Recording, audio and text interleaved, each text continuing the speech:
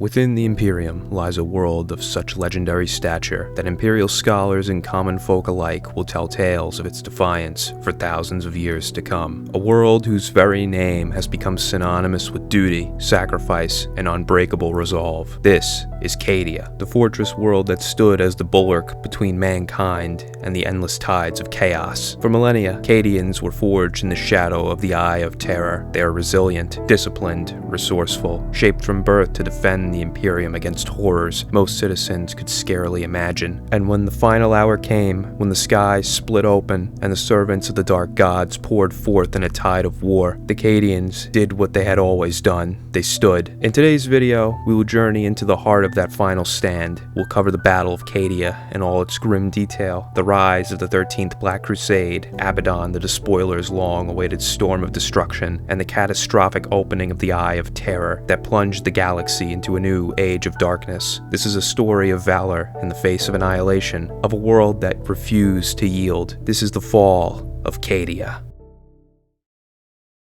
By the late 41st millennium, Abaddon's long-feared 13th Black Crusade began to take shape. At first, the signs were subtle, then they became impossible to ignore. Space hulks began to emerge from the Imperium, vast, drifting graveyards of ancient void ships fused together by the warp itself. These were no empty wrecks. They were infested with demonic corruption, carrying within them armies of cultists, warp-spawned horrors, and traitor space marines, all bound together by the will of chaos. These hulks were the harbingers of a storm unlike any since the Horus Heresy, a crusade not of raids or probing attacks, but of total annihilation. Across the Cadian sector, Imperial worlds began to fall. Planetary defenses collapsed under the relentless assault of Chaos forces as they carved a bloody path toward their ultimate objective, Cadia itself. One by one, outlying systems were overrun, their garrisons destroyed or turned, their populations consumed by war and madness. The galaxy was bracing for impact. Yet Cadia was not unprepared. Cadian society existed for war. Military service was not a duty, it was a way of life. Nearly 70% of the planet's population was trained, armed, and ready to fight at a moment's notice. From childhood, Cadians were raised to stand the line, knowing that one day the Eye of Terror would come for them again. Even Cadia itself was a living weapon. The planet was a living fortress. Its cities, known as Khazars, engineered for war, massive bastions protected by powerful void shields. The Khazars were designed to confuse, channel, and annihilate invading forces. Their layouts funneled attackers into overlapping kill zones, while allowing Cadian defenders to launch swift, brutal counterattacks through reinforced tunnel networks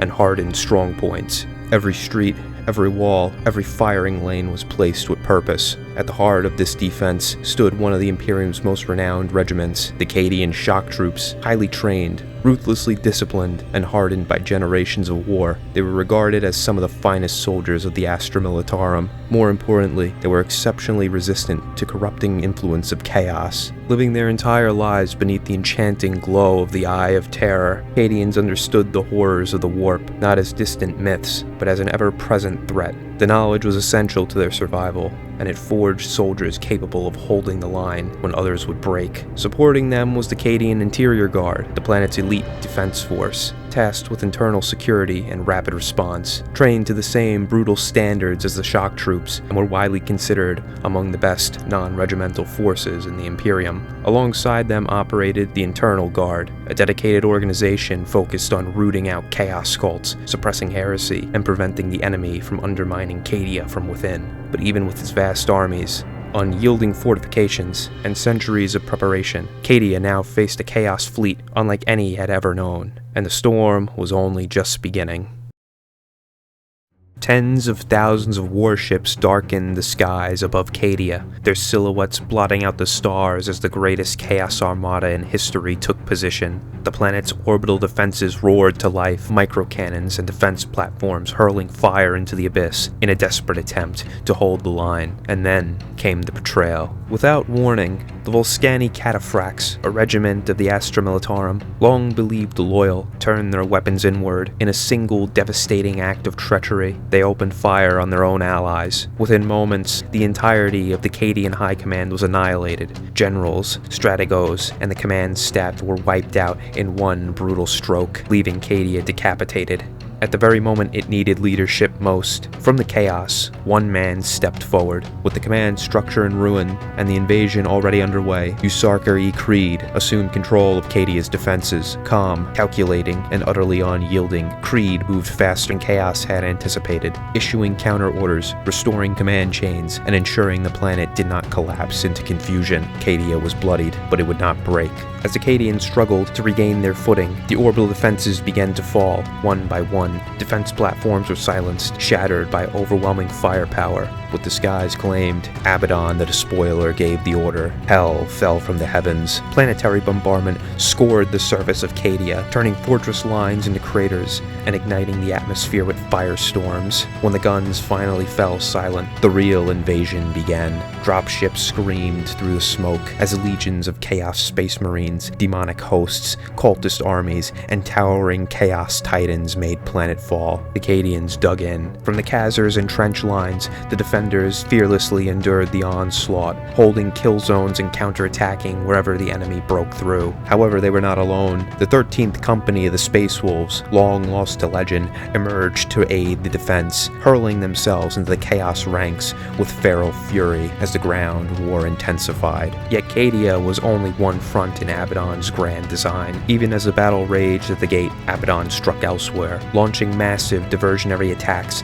to fracture Imperial response. In the Ultima Segmentum, a colossal Chaos fleet descended upon Medusa, homeworld of the Iron Hand Space Marine chapter. Over 10,000 enemy tanks rolled across the surface as Chaos sought to crush the Iron Hands and draw Loyalist forces away from Cadia. For 9 brutal days, the Iron Hands held the line. Their immobile fortress monasteries advanced and repositioned constantly, weapon batteries tearing through the enemy armor in a relentless war of attrition. Elsewhere, chapters such as the Dark Angels and Blood Angels fought their own desperate battles across nearby systems, each engagement pulling Imperial strength further apart. But no matter how fierce these conflicts became, they paled in comparison to the war being fought at the gate.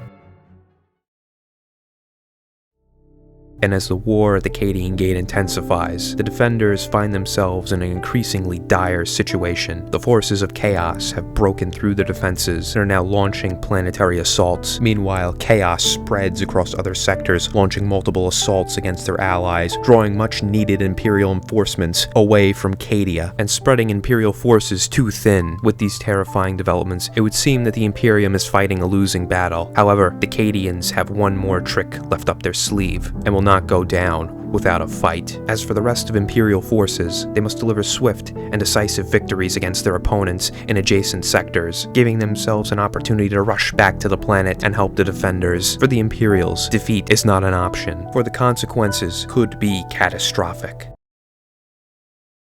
Thank you everyone for tuning in to the first part of this epic battle. The Battle of Cadia is one of the most defining moments in Warhammer 40k, and it is a climactic battle that you do not want to miss. Be sure to stick around for part 2 to see the end of this legendary battle. If you'd like to support the channel, please leave a like and subscribe. It helps me out a lot, and thank you again for watching. I will see you guys in the next video.